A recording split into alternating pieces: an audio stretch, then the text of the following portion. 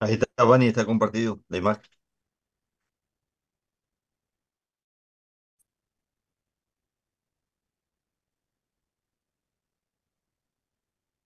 Bien.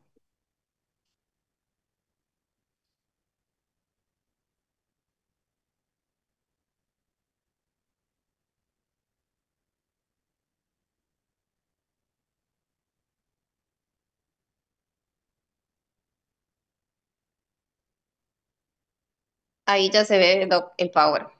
Dale, decime, yo voy pasando cualquier cosa. Sí, puede poner en modo presentación, por favor,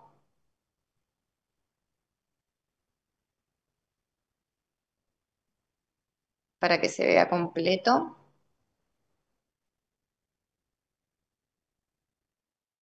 Bien. Nos habíamos quedado en la que sigue. De eso ya hablamos. Esa parte también. La que sigue, Doc. Bien, nos quedamos ahí. Retomamos. Disculpen los problemas técnicos. Bien. ¿Cuándo hacemos profilaxis antibiótica? Cuando hay disminución de las defensas. Que esto quiere decir que no en todos los pacientes, sino pacientes con ciertas patologías particulares. Diabetes. La diabetes hoy en día no es una contraindicación, no es una indicación, perdón, para la profilaxis. Siempre y cuando el paciente tenga sus controles periódicos y se encuentre compensado. O sea que cuando nosotros le pedimos un examen de laboratorio, sus niveles estén dentro de lo normal, ¿sí? Por eso decimos que en los pacientes diabéticos, hoy en día hay un consenso que dice que no hay que hacer profilaxis. Sí, cuando su diabetes no está compensada o cuando tenemos parámetros de laboratorio alterados. En pacientes que tengan insuficiencia renal o hepática, pacientes que usan de manera crónica glucocorticoides, pacientes que están con alguna patología tipo cáncer, pacientes con desnutrición. Bien. En estos pacientes hacemos profilaxis. ¿Para qué? Para evitar o justamente para evitar el riesgo de endocarditis bacteriana. También en los pacientes trasplantados y pacientes que posean prótesis articulares. Esos pacientes también siempre se les hace profilaxis. La que sigue, Doc, por favor. Bien, de vuelta a lo mismo. Hablamos un poquito de pacientes portadores de válvulas, pacientes con antecedentes de endocarditis previa, pacientes con cardiopatías congénitas, cianóticas, no reparadas quirúrgicamente. Esto tiene que ver con la oxigenación de la sangre. Y bien, la que sigue, Doc, me voy a dar medio rapidito, después vamos a hablar un poco más, vamos a profundizar un poco más. ¿Cuáles son los procedimientos quirúrgicos que yo le decía que son de alto riesgo? En este caso, extracciones, reimplantes dentarios, biopsias, incisiones para drenaje, cuando vamos a realizar insertos óseos, raspaje alisado radicular, cirugía periodontal, cirugía endodóntica, cirugía paraprotética, todo procedimiento que conlleve sangrado, pacientes que hayan sufrido de fracturas, cirugías menores, cirugías mayores de las glándulas salivales y las de tipo oncológicas maxilofaciales. Eh, eh, un caso es los pacientes que presentan, que tienen uso de larga data de bisfosfonatos y presentan osteonecrosis. Es un procedimiento que hay que retirar el tejido necrótico, entonces se hace profilaxis. Todos estos pacientes se hacen. ¿En qué pacientes no hacemos? En pacientes sanos. En pacientes sanos no es recomendable porque son pacientes inmunocompetentes que no requieren este tipo de procedimiento previo. Recuerden que el sistema inmunológico de esos pacientes es apto, entonces sería como medicarlos en vano. Y recuerden que hoy en día estamos hablando de que hay una alerta por justamente el mal uso de antibióticos que está generando cepas multiresistentes, ¿sí? Entonces, por eso. Bajo consideración de profesional, eso ya depende de cada uno. Ahí dice procedimientos de alto riesgo, trasplantes, cirugía ósea, periapical, pero en pacientes sanos, no. Ese es el consenso que tenemos. Paciente sano no es recomendable. La que sigue, por favor. Y ahora vamos a cómo lo hacemos. Esto ya está pautado, esto es lo que se utiliza, ya tiene estudios previos, está aprobado, ya fue consensuado, y lo que se utiliza es amoxicilina, 2 gramos, 1 hora antes, vía oral, 2 gramos, 30 minutos antes, vía intravenosa. Siempre priorizamos la vía oral, es muy raro que nosotros utilicemos una vía intravenosa. Esto en pacientes que no son alérgicos a la penicilina. Ahora, en pacientes alérgicos, ¿cómo lo hacemos?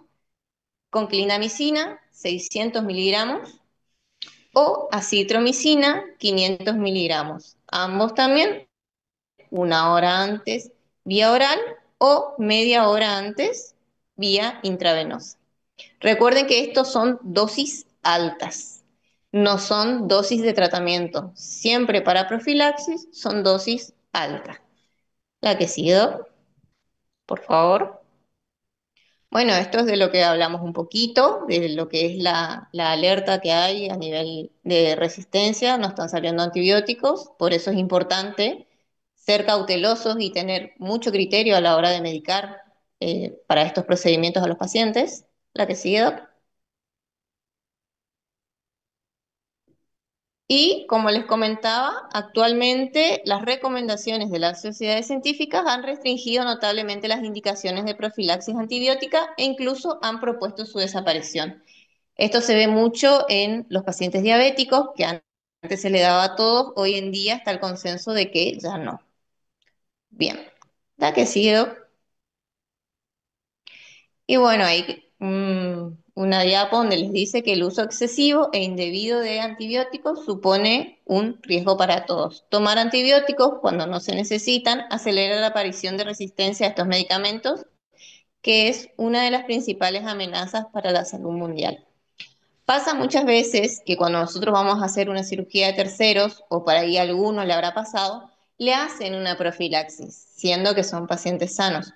Eso tengan en cuenta que no es algo recomendable. Si bien muchos lo hacen, no es una pauta que nosotros demos, ¿sí? Eso siempre tengan en cuenta porque después se van a encontrar con que les dicen que previo a una cirugía, por ejemplo, de un tercer molar, se hace. Y nosotros no lo hacemos. Sí, en pacientes de riesgo, pero en pacientes sanos, no. La que sigue, Doc. Y bueno, ahí tienen la bibliografía.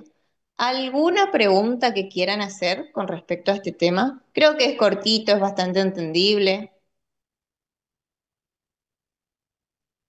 Por ahí fue un poquito rápido nomás por el tema de que se me fue la señal acá, pero ¿alguna pregunta?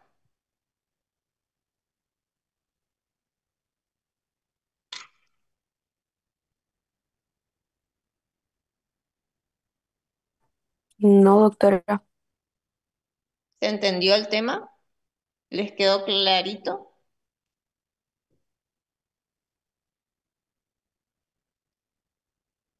Bien, les dejo con el doc. Va a empezar con el tema de los betalactámicos. Que tengan buenas tardes, chicos, y cualquier duda o consulta en el práctico. Bueno, buenas tardes todos, de vuelta. ¿Cómo están, chicos? Vamos, ¿escuchan? Sí, se Buenas escucha, tardes, sí. doc. Sí, se le escucha. Sí, te Perfecto. escucho. Bueno, yo voy a comenzar entonces con los antibióticos beta-lactámicos, que es el grupo de antibióticos más prescriptos, tanto en la práctica médica como odontológica. Y es debido a su espectro antibacteriano que presenta, a la fácil disponibilidad que tenemos y al bajo costo. También tiene una buena seguridad, así que tiene varias ventajas a la hora de seleccionar este grupo de antibióticos. Para recordarle simplemente, cuando hablamos en el taller la vez pasada de antimicrobianos generalidades, a una pregunta que yo le hice al grupo y sería bueno hacer extensivo a todo el resto de los cursantes, es que cuando uno selecciona un agente microbiano para hacer un tratamiento empírico, o sea que desconoce el agente etiológico, tiene varias consideraciones a la hora de elegir, porque difícilmente ustedes van a hacer un laboratorio, van a mandar al laboratorio para saber cuál es el germen que está ocasionando ese proceso infeccioso. Pero hay ciertas consideraciones que lo tienen que tener presente. Primero, la identificación del microorganismo, si es de origen bacteriano, viral, parasitario o micótico. Obviamente existen signos y síntomas que nos llevan a pensar en uno o en otro tipo de germen. El sitio foco de infección nos va a orientar en base a qué puede estar predominando, si un germen gram positivo, gram negativo, un aerobio, un anaerobio. Para eso hay que tener conocimiento, obviamente, de las distintas flora infecciosa que puede existir en ese lugar, ese sitio de infección, ya sea en las vías respiratorias, en la piel, a nivel urinario, por ejemplo, o en otras regiones. Es importante conocer la flora que puede estar frecuente en esa zona. Lugar de adquisición de la infección también es importante obtenerlo porque una cosa es contagiarse de un microorganismo de manera ambulatoria y otra cosa es contagiarse en pacientes en diferentes hospitales, clínicas, donde realmente la resistencia bacteriana en ese caso es más que importante. Entonces también es importante averiguar el lugar de adquisición de la infección. Lamentablemente, como carencia tenemos la epidemiología local, que es algo fundamental para la hora de decidir si nuestro fármaco todavía sigue siendo efectivo de elección, si no existen resistencias, si hay estudios que demuestren resistencias o nos guiamos por literatura que provienen de otras partes del mundo. Lamentablemente es así y muchas veces dejamos utilizar nuestro fármaco de elección debido a que al tener solamente literatura de otros países del mundo, bueno, se habla de que existe resistencia para tal o cual antibiótico, no sabiendo realmente qué es lo que pasa en nuestra comunidad. Saber obviamente la eficacia y la seguridad de ese agente seleccionado, por eso es algo, como yo le dije, el grupo de los antibióticos beta-lactámicos es uno de los más prescriptos. Y obviamente factores que hacen al paciente, ¿sí? Inherentes al paciente, como la comorbilidad, si tiene insuficiencia hepática, insuficiencia renal, alguna patología cardíaca. Y otra cosa que es interesante dejarlo antes que entremos de lleno al tema es cuánto tiempo tratar. Existen diferentes pautas, diferentes formas de tratamiento de las infecciones y muchas veces también va a depender de varios factores inherentes al paciente. Entonces, hay diferentes esquema de tratamiento. Por ejemplo, para una cistitis, algunos lo pueden tratar 3 días, otros 5 días. Este, entonces, no se preocupe en ese caso cuando por ahí alguien maneja de una manera diferente a lo que se enseña. Pero sí que los tratamientos a cortos plazos pueden ocasionar recaídas y obviamente los tratamientos a largo plazo pueden aumentar el riesgo de eventos adversos. El uso del antibiótico por tiempo inadecuado más o menos puede aumentar el riesgo, obviamente, de resistencia bacteriana. La duración del tratamiento antibiótico, generalmente se utilizan duraciones fijas o estándares relacionadas exclusivamente al síndrome infeccioso a tratar, en forma de múltiplo de 7, o sea, una semana, 2 semanas, 3 semanas, o de 5 días de dedo a la mano.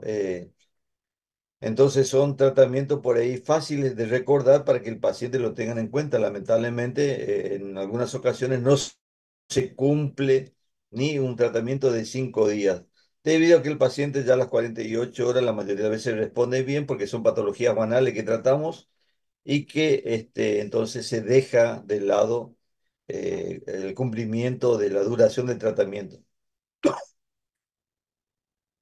Y esto sí me pareció importante traerlo, lo que ya salió en una publicación en el año 89, fíjense, en el siglo pasado, 1989, donde todavía, a pesar de que había ya una explosión farmacológica importante de antibióticos, todavía habían algunos que no habían salido al mercado. Pero era simplemente para dejar esas falacias antibióticos que se mencionaba en esa década del 80, Entonces decía que cuando es más amplio el espectro es mejor, que la falta de respuesta generalmente es falta de cobertura. Muchas veces la falta de respuesta es debido a que no tomamos en cuenta factores inherentes al paciente y no necesariamente nos regimos solamente por la eficacia del medicamento. En caso de dudas, cambiar el antibiótico o agregar otro, eso es de ir agregando medicamentos. Más enfermedades significan más medicamentos, que las enfermedades requieren tratamiento inmediato y que los antibióticos no son tóxicos.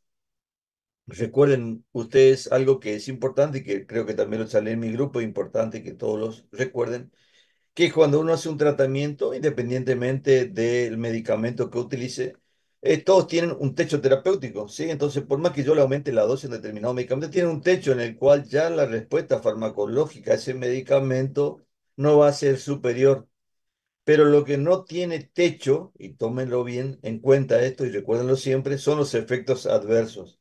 Entonces uno tiene que saber hasta qué punto dar un determinado medicamento, una dosis X, porque si ya el paciente a una determinada dosis mayor de la concentración inhibitoria mínima no responde, no vale la pena seguir aumentando la dosis, porque lo que sí vamos a estar generando es que aparezcan mayores efectos adversos. Bueno, entonces, este grupo, los beta-lactámicos, es un grupo amplio, importante, y que incluye las penicilinas, cefalosporinas, carbapenem, monobactam, inhibidores de la beta-lactamasas. Los carbapenem y monobactam son fármacos muy específicos, utilizados fundamentalmente en pacientes que se encuentran internados y en los cuales se hacen estudios de laboratorio fundamentalmente. Entonces, no lo vamos a mencionar en este caso, pero sí ustedes lo pueden indagar para ver de qué se trata y que obviamente tiene como ventaja que son más resistentes a los microorganismos. Y el destacar el grupo de los inhibidores de beta-lactamasa que realmente vinieron a modificar un poquito el tema de la resistencia a las penicilinas, donde realmente generan otra posibilidad de que se sigan utilizando penicilinas, pero que a veces exageramos en su uso. Como yo le dije, al no tener dato epidemiológico de resistencia bacteriana, bueno, se prescriben muchas veces combinaciones directamente con esos inhibidores de beta-lactamasa, los IBL, y a veces no es necesario. Realmente a veces no es necesario.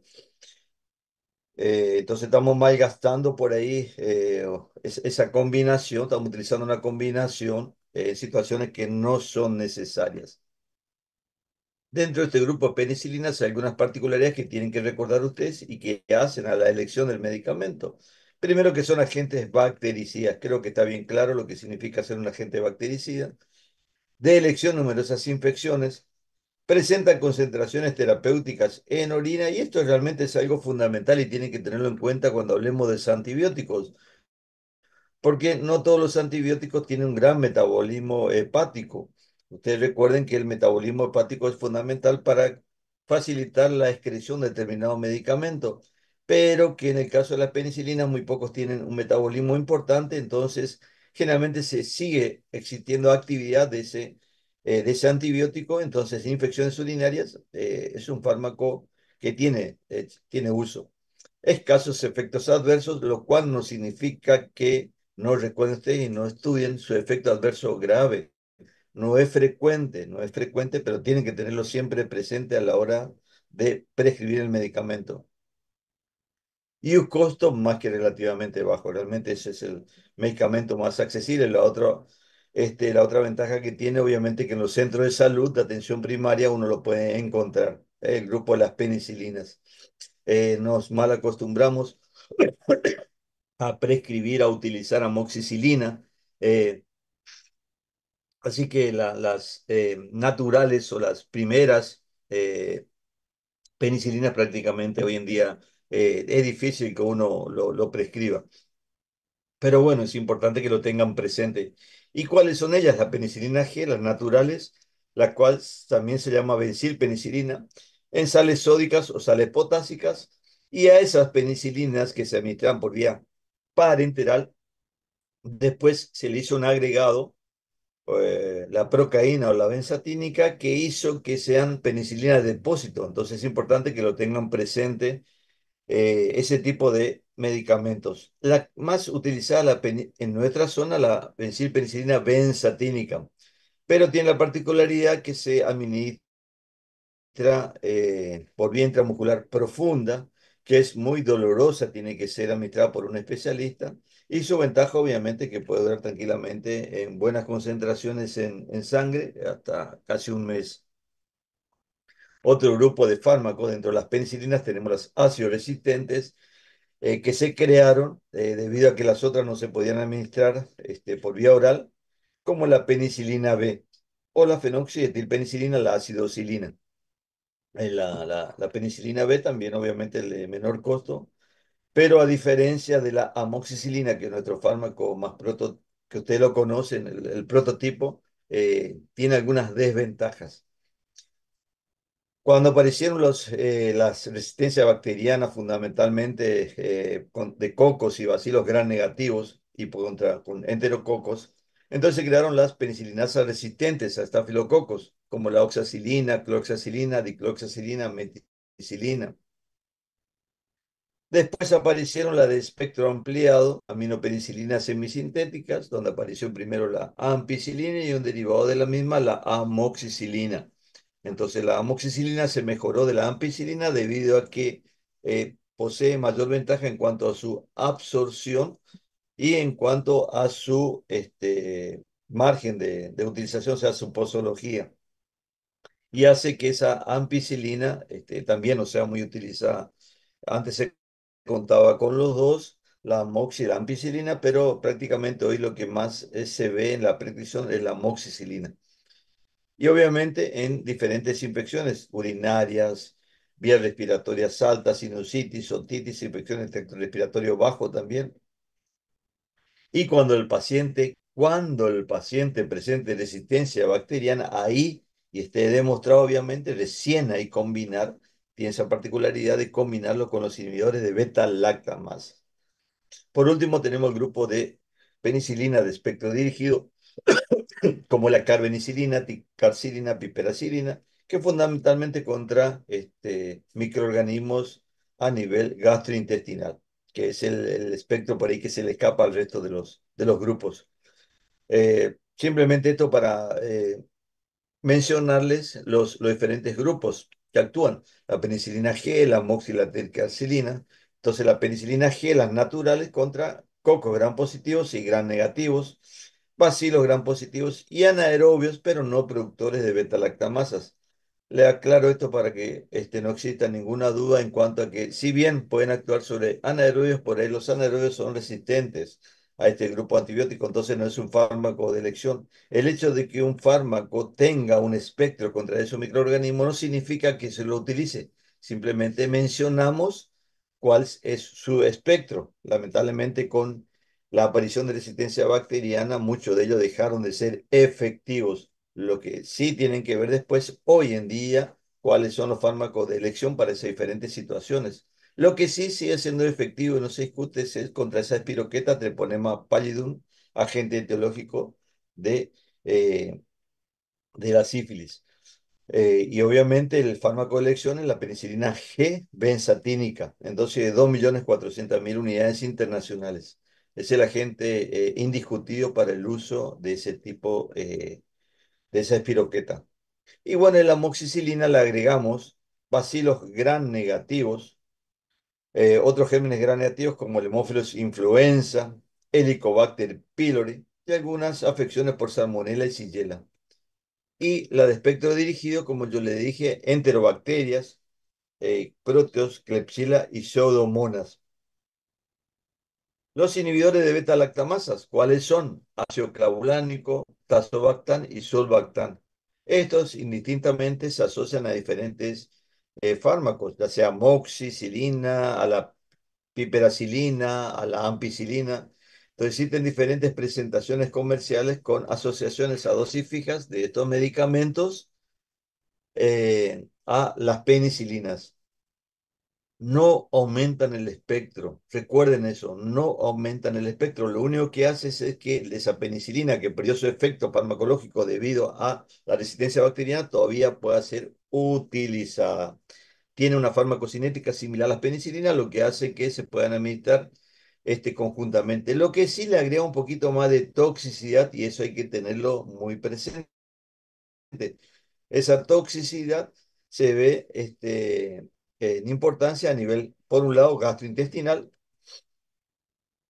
con náusea, vómitos, flatulencia, distensión abdominal, gastritis, y también puede aumentar un mayor riesgo de lesión a nivel hepático, ¿sí? O con elevación de enzimas hepáticas, como son las transaminasas. Es por eso que cuando uno hace un tratamiento bastante largo, mayor de 7 días, 10 días de una patología, con esta combinación de amoxiclavulánico, es importante hacer un laboratorio para ver cómo están esas enzimas hepáticas, debido a la posibilidad de un efecto hepatotóxico con el agregado de estos IBL.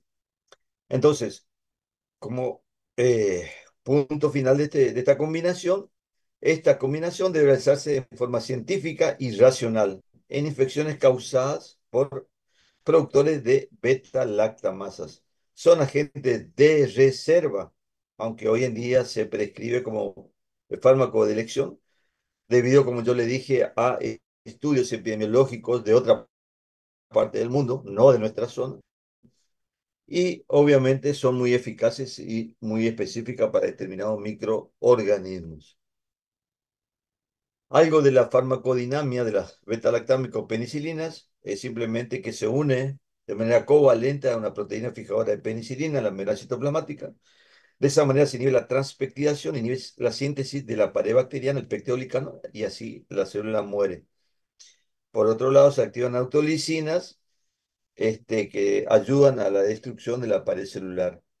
Respecto a la farmacocinética, tiene una gran ventaja que se pueden administrar por diferentes vías, con diferentes presentaciones farmacológicas en gotas, obviamente para los más chicos, en jarabes, suspensiones. Las suspensiones, recuerden ustedes que son a veces suspensiones para ser preparado con el agregado de agua, comprimidos, cápsulas y también obviamente por vía parenteral.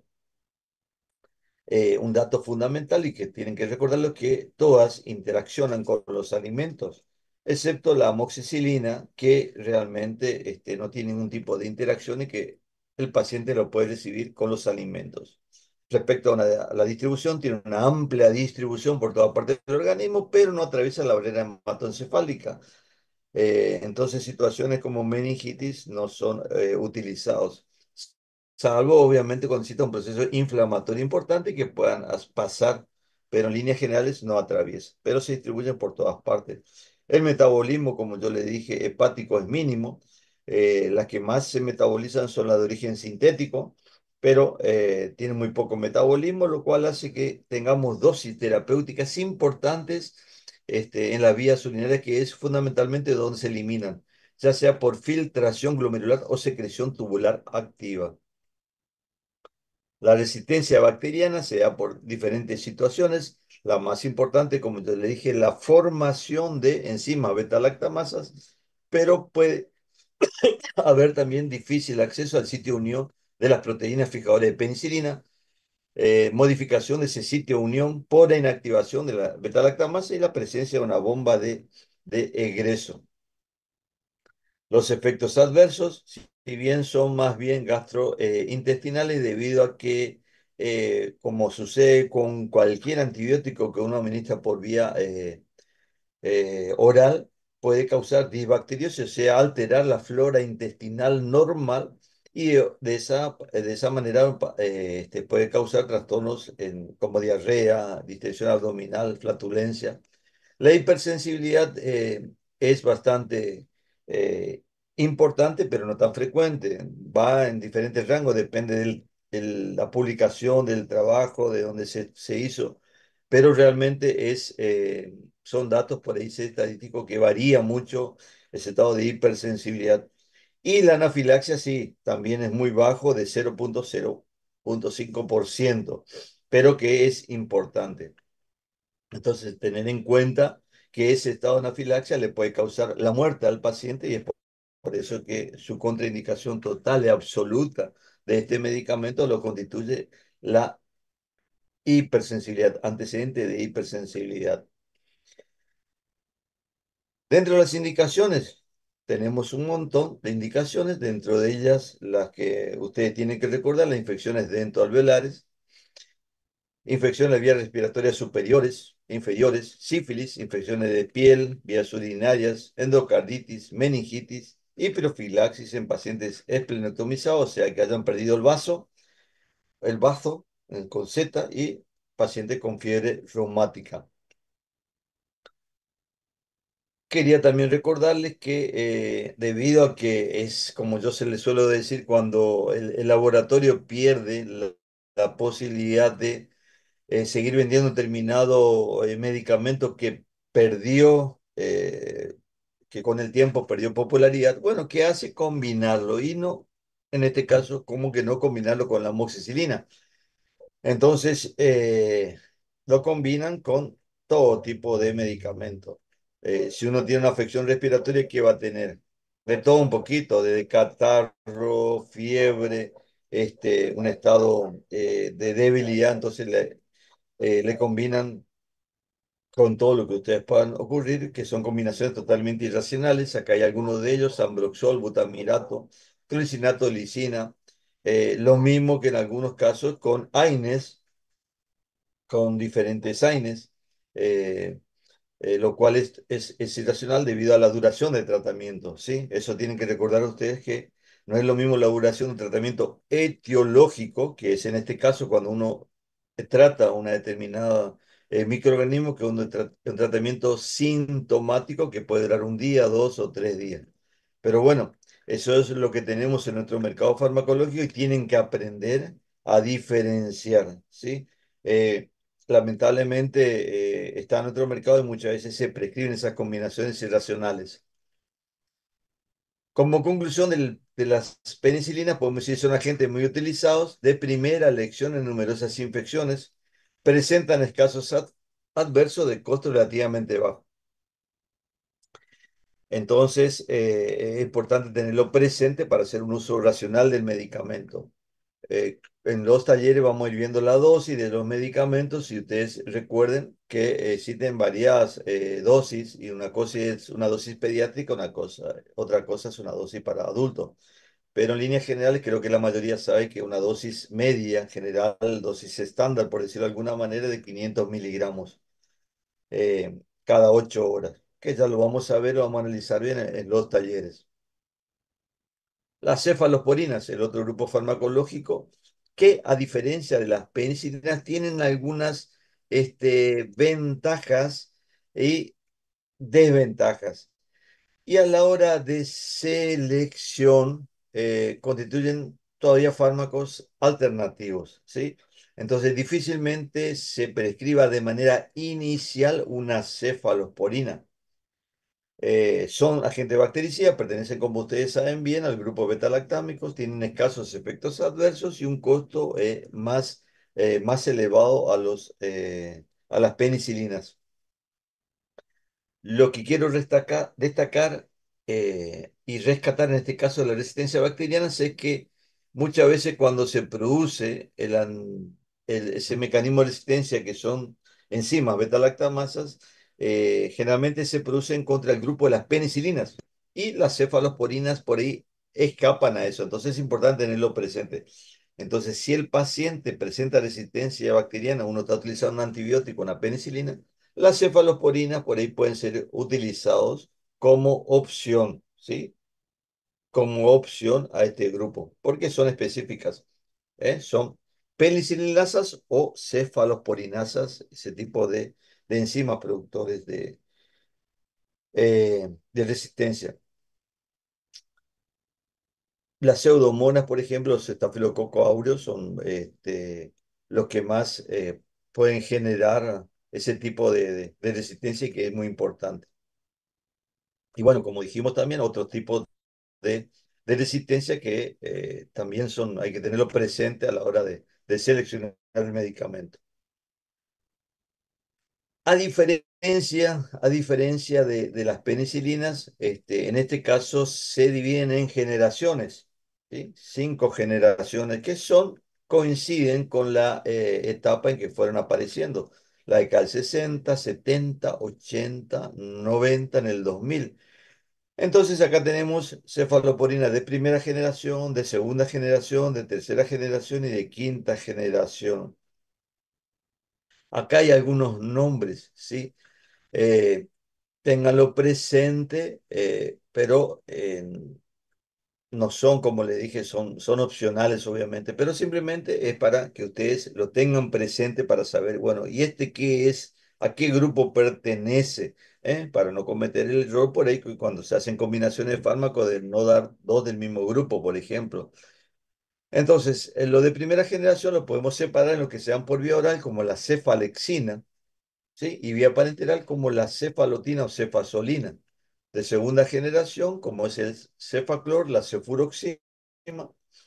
Y de vía parenteral, también en ese caso, rescato la cefuroxima, que también se puede dar por vía oral como por vía parenteral. Otro punto a tenerlo presente en este caso, de las generaciones, a medida que se iban haciendo generaciones, por un lado se cambiaba su espectro, se mejoraba su espectro. Entonces, la de primera generación, cefalexina, cefalotina, cefazolina, eran similar a las penicilinas naturales, ¿sí? Pero obviamente nos faltaba anaerobio, se nos escapaba los gram negativos. Entonces, la segunda generación se fueron un poquito más para gram negativos. Aparecieron los de tercera generación que por un lado eran más resistentes a beta-lactamasa, pero también se hicieron más selectivos para anaerobios y gram negativos, perdiendo un poquito su espectro contra gram positivo. Así lo mismo lo de cuarta generación, que prácticamente casi tiene muy poco uso, pero teóricamente son más resistentes a beta-lactamasa. Sí, lo de quinta generación hoy día como la ceftarolina, vía endovenosa. Este está aprobado para el uso de infecciones pulmonares e infecciones de piel y partes blandas, pero de uso muy reservado. Difícilmente ustedes prescriban ese medicamento. Dentro de ese espectro, simplemente para recordarlos y que de a poquito le vayan recordando cuáles son esos gérmenes. Entonces, recuerden ustedes que son aerobios, cocos o acilos gram positivos, ¿sí? También bacilos y cocos gram negativos. Recuerda usted el estreptococo piógenes, uno de los causantes de la faringitis, faringocóxica, estafilococos aureus y otros gram positivos, también el Escherichia coli, proteos, Klebsiella y anaerobios de la cavidad bucal, ¿sí? Anaerobios de la cavidad bucal. La cefuroxima, la segunda generación, cubre, por ejemplo, para infecciones por gram negativos como el Escherichia coli, Haemophilus influenzae, Moraxella. Un fármaco cuando salió se utilizaba mucho para patologías, por ejemplo, en los chicos del oído, ¿sí? Porque se le asociaba más a Haemophilus influenzae o Moraxella catarrhalis. Entonces es un fármaco era muy utilizado cuando salió al mercado. La actividad contra neumococo y estafilococo aureus varía con los diferentes fármacos, ¿sí? Para la cefuroxima y no para los otros fármacos. La cefoxitina tiene una actividad agregada contra Bacteroides fragilis y otros bacteroides, que también tiene sensibilidad, ¿sí? Tiene sensibilidad. Lo de cuarta generación, similar a la tercera generación, pero mayor resistencia a la beta-lactamasa, como le había dicho. Y bueno, no tienen prácticamente un uso en APS, en atención primaria en la salud, así que simplemente por ahí lo tengan presente, pero difícilmente ustedes lo prescriban. Respecto a cómo se prescriben, bueno, vía oral intramuscular la primera generación, en los intervalos de dosis, fíjense cómo fue variando de 6, 8, 12 horas, lo mismo que el caso de la penicilina, la segunda generación. Tiene también por vía oral parenteral y va cambiando intervalos ya a 24 horas, ¿sí? La tercera generación también vía oral parenteral, eliminación renal, excepto la ceftriaxona, 50% por bilis, y intervalo 12-24 horas. Y ceftriaxona también tiene la particular de una dosis por día.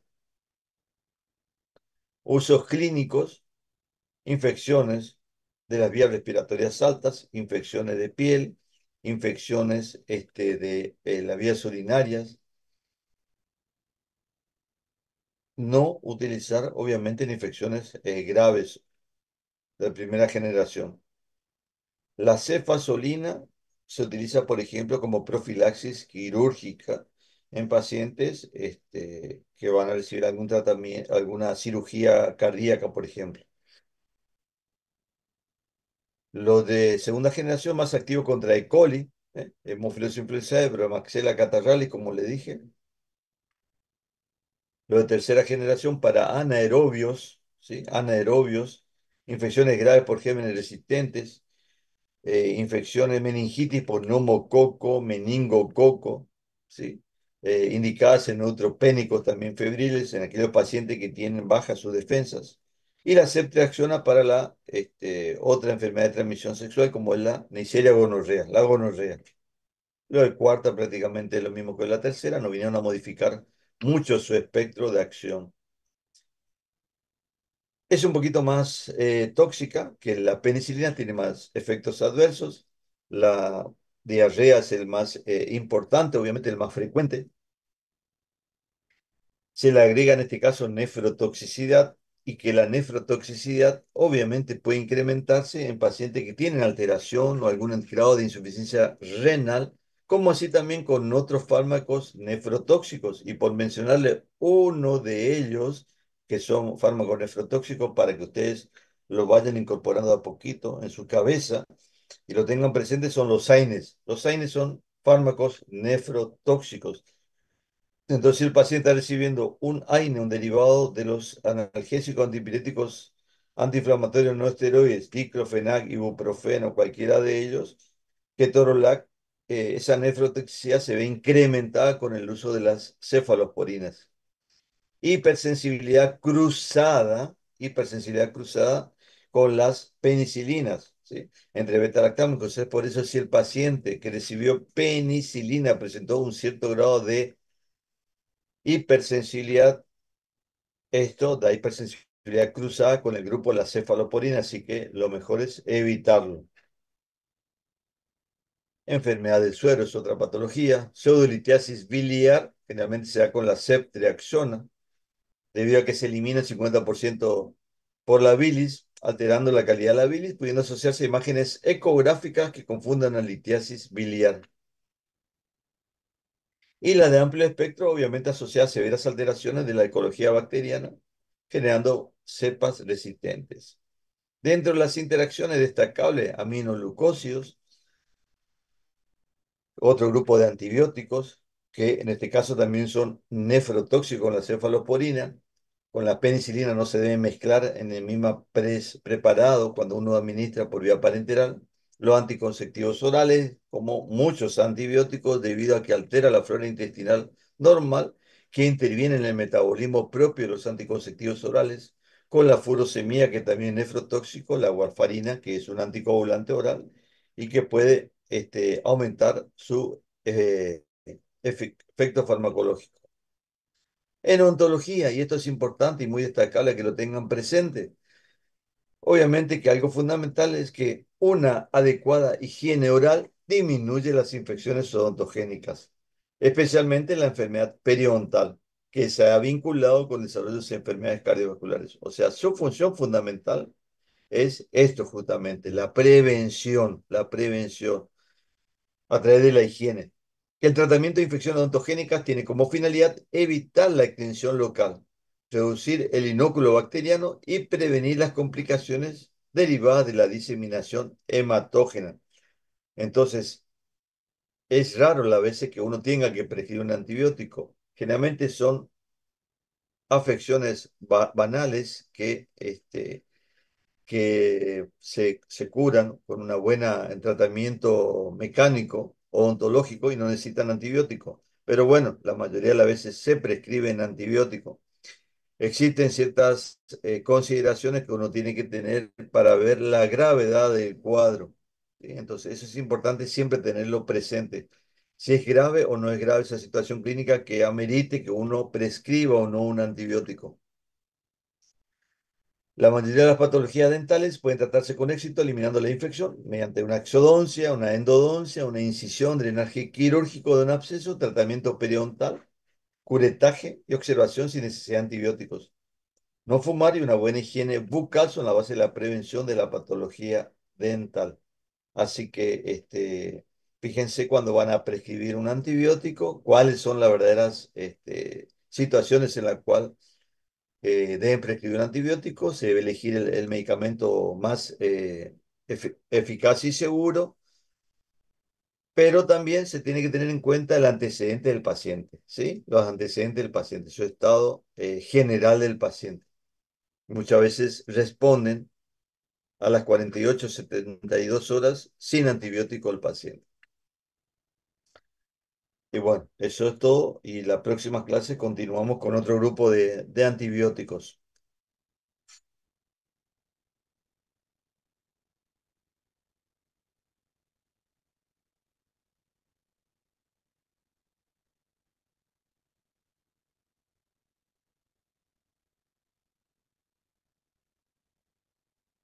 Bueno, chicos, ¿alguna pregunta? Esto es algo que vamos comenzando recién, vamos aprendiendo recién. Hay diferentes consideraciones que lo vamos a ir viendo en los talleres, pero es importante que lo tengan presente, ¿sí? No pierdan tanto en la parte muy específica en cuanto a su mecanismo de acción, o sea, de manera general, sí vayan viendo cuándo lo debo utilizar, qué consideraciones yo tengo que hacer para el uso racional del paciente. ¿Necesita este paciente el antibiótico? ¿Cómo está mi paciente para recibir? ¿Cuánto tiempo debo darlo ese medicamento? Así que eso es lo bueno, hacer una terapia farmacológica realmente racional y no utilizarlo, no prescribir un antibiótico, porque si lamentablemente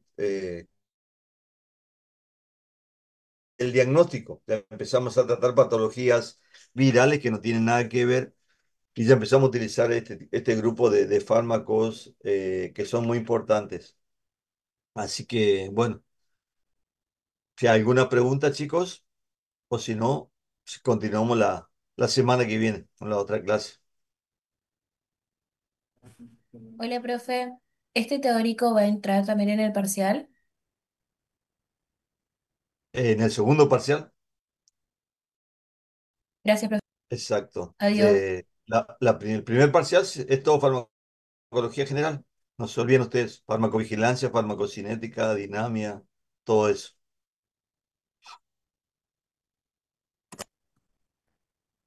Bueno, nos vemos chicos. Hasta luego. Gracias, doctor. Chao, profe. Hasta luego, profes.